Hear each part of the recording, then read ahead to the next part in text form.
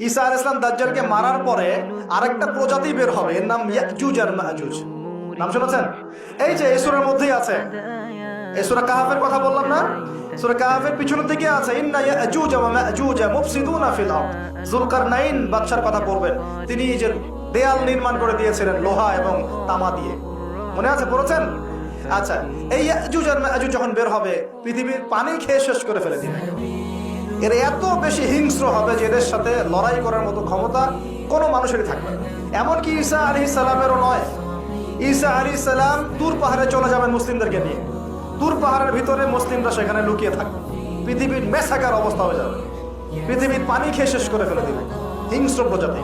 তখন ঈসা আলাইহিস সালাম আল্লাহর কাছে দোয়া করবেন, আল্লাহ এই বিভৎস জাতিকে ধ্বংস করো। আল্লাহ রাব্বুল আলামিন তখন ওই ইয়াজুজ আর মাজুজের এই কাঁধে, ঠিক কাঁধের মাঝখানে একটা ভাইরাস জন্ম দিবেন। কি জন্ম দিবেন? ওই যে বলি না মহামারীর ভাইরাস, অমুক ভাইরাস তমুক ভাইরাস, এই ভাইরাস আরো সামনে আছে বাকি এখন। ওই ভাইরাসে, ওই পোকায়, ওই ব্যাকটেরিয়া বা যেটাই হোক আল্লাহ পাক যাই দিবেন, এতে করে ইয়াজুজ আর মাজুজের পুরো প্রজাতি ধপ ধপ ধপ ধপ করে মারা যাবে। মানে এটা ছোঁয়াচে রোগ হবে। কি রোগ হবে? ছোঁয়াচে। ঠিক যেমন আমরা একটু করোনা দেখলাম না, একজন থেকে আরেকজন, একজন থেকে আরেকজন, এরকম জিনিস চলবে আরো বিশ্বে। আর এখনকার নতুন রিসার্চ হচ্ছে ওই সাইবেরিয়া অঞ্চলের যে বরফগুলো আছে না, ওর নিচে এই 1 লাখ বছর, 1.5 লাখ বছর, 2 লাখ বছর আগের ভাইরাসগুলো নতুন করে জায়গা শুরু করেছে। হ্যাঁ, এগুলো বিজ্ঞানীরা বলছেন যে এগুলো আবার কোন দিন জানি পৃথিবীতে আত্মপ্রকাশ করা শুরু হয়। সবকিছুই ঘটবে। বিশ্বটার খুব রহস্য আছে, বিশ্বটার অনেক রহস্য আছে। আল্লাহ পাক এগুলো খেলার ছলে সৃষ্টি করেন নাই, পরীক্ষা। লিয়াবলুয়াকুম আইয়ুকুম আহসানু আমালা, আল্লাহ পাক বলেছেন। এরপরে ইয়াজুজ আর মাজুজের সব প্রজাতি মারা যাবে। নবীজি বলছেন জমিনে কোনো জায়গায় ফাঁকা থাকবে না, সমস্ত জায়গাতেই ওদের দেহ পড়ে থাকবে। আল্লাহু আকবার। এরপর ঈসা আলাইহিস সালাম আল্লাহকে বলবেন, আল্লাহ জমিনটাকে পবিত্র করে দাও। আল্লাহ পাক কি করবেন জানেন? বড় বড় নখরওয়ালা, বড় বড় নখ আছে, নখ দেখেছেন? বড় বড় বড় বড় নখওয়ালা একটা স্পেশাল প্রজাতির পাখি আল্লাহ পাঠাবেন। কি পাঠাবেন? পাখি। এটা কোন পাখি, কি নাম আমরা জানি না, মহাবিশ্বের কোন জায়গা থেকে আসবে তাও জানি না, পৃথিবীতে আছে কিনা তাও জানি না, আল্লাহ পাঠাবেন।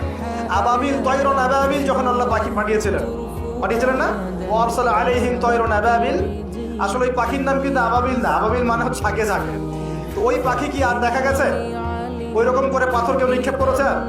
ঠিক এরকম করে বিশ্ববাসীরা দেখবে একটা ডালিমের নিচে একটা পরিবার আশ্রয় নিতে পারবে। এত স্পেসিফিকলি বলা হয়েছে হাদিসগুলোতে। নবী সাল্লাল্লাহু আলাইহি ওয়াসাল্লাম বলেছেন যে 10 জন ঘোড়সওয়ার, কয়জন ঘোড়সওয়ার? 10 জন ঘোড়সওয়ার বের হবে ইমাম মাহদির সময়, যারা খোঁজ নিতে যাবে যে দেখি দাজ্জাল বের হয়েছে কিনা। ঘোড়ায় করে খোঁজ নিতে যাবে, দেখি দাজ্জাল বের হয়েছে কিনা। ওই 10, নবীজি বলছেন আমি ওই 10 জনের নামও জানি, ওদের বাবার নামও জানি। সুবহানাল্লাহ। এত স্পেসিফিক জ্ঞান দেওয়া হয়েছে আল্লাহর পক্ষ থেকে নবী সাল্লাল্লাহু আলাইহি ওয়াসাল্লামকে। তার হাদিস থেকে বলছি, ডালিমের নিচে পরিবার আশ্রয় নিতে পারে। তো অনেকে হয়তো হাসবে, কি বলে একটু উল্টা পাল্টা করে, তাই না? নাস্তিকরা মনে করতে পারে যে হাসবে, আরে হাহারি এক দিয়ে রেখে দেবে। এখন মানুষ ফেসবুকের মতো চিন্তা করে, ফেসবুকের মতো হাসে, ফেসবুকের মতো কাঁদে। মানুষ এখন রোবটিক হয়ে গেছে, ঠিক আছে? আচ্ছা, তো এরপর কি? এরপরে বরকতের এই সময়টা শেষ হয়ে যাবে কখন? যখন মানুষ আবার সেই জিনা, পাপ, শিরক, কুফর এগুলোতে লিপ্ত হবে। আল্লাহ রাসূল বলছেন এমন একটা মানুষও বাকি থাকবে না, একটা মানুষও না যে খালি লা ইলাহা ইল্লাল্লাহ কালিমাটা পড়তে জানে, এমন একটা মানুষও বাকি থাকবে না। বলেন না? ওরা হবে এই পৃথিবীর সবচেয়ে নিকৃষ্ট মানুষ। ওদের চেয়ে নিকৃষ্ট কোনো মানুষ এই পৃথিবীতে হবে না। এখনো কি এরকম সময় আসে নাই? এখন কি লা ইলাহা ইল্লাল্লাহ আছে না? আছে, হ্যাঁ, হয়তো তার পূর্ণাঙ্গ প্রয়োগটা নাই, কিন্তু কালিমা তো আছে কিনা? তখন নবীজি বলছেন এমন একটা যুগ আসবে যে লা ইলাহা ইল্লাল্লাহ বলার মতো একটা মানুষ খুঁজে পাওয়া যাবে না। আর মানুষ রাস্তাঘাটে কুকুরের মতো জিনা করবে। রাস্তাঘাটে কুকুর যেমন সঙ্গম করে না রাস্তাঘাটে, ওই রকম করে মানুষ রাস্তাঘাটে জিনা করবে। ওই সময়ে আল্লাহ রাব্বুল আলামিন পশ্চিম দিক থেকে সূর্য উঠাবেন। কোন দিক থেকে? সূর্য সত্যি সত্যি পশ্চিম দিকে উঠবে। পৃথিবী একদিকে ঘুরছে না এখন, কে জানে আল্লাহ পাক পৃথিবীর ঘূর্ণন থামিয়ে উল্টা দিকে ঘোরাতে পারেন না? অবশ্যই পারেন। আল্লাহ পাকের জন্য এটা খালি বলা, কুন ফায়াকুন, হয়ে যাও, ব্যাস। আমি কয়েকদিন আগে রিপোর্ট দেখেছি, পৃথিবীর নিচে কিন্তু আগুনের স্তর আছে, জানেন তো? পৃথিবীর নিচে আগ্নেয়গিরিগুলো আছে। পৃথিবীর ভিতরে একটা ঘূর্ণন হয়, সেই ঘূর্ণনের দিক পরিবর্তন হচ্ছে দিন দিন, এমনটা রিপোর্ট এসেছে। দেখেন, আপনি ইন্টারনেট ঘাটাঘাটি করেন, দেখেন। আর অনেকে রিপোর্ট করছে যে পৃথিবী আগে যে গতিতে ঘুরতো, এখন পৃথিবীর ঘূর্ণন গতি একটু বেড়ে গেছে। দেখেন রিপোর্ট, দেখেন। ঘূর্ণন গতি বেড়ে যাওয়ার মানে হচ্ছে টাইম দ্রুত পাস করবে।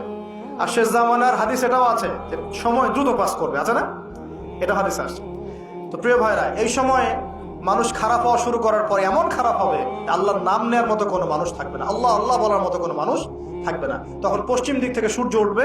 কিভাবে কিয়ামত হবে? নবীজি বলছেন, একজন ব্যক্তি পানি খাওয়ার জন্য পাত্রটাকে মুখের সামনে নিবে, পানি গিলতে পারবে না, কিয়ামত হয়ে যাবে। নাউযুবিল্লাহ।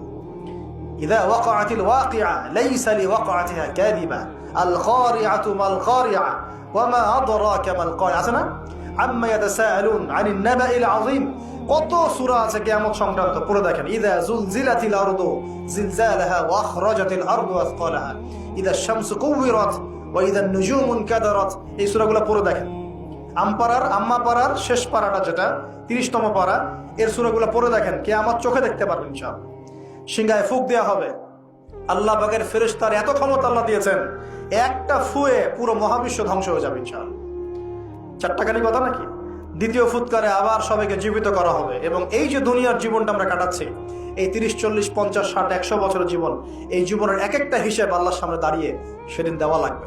অতএব এই দুনিয়ার জীবনটাতে প্রস্তুতি গ্রহণ করি।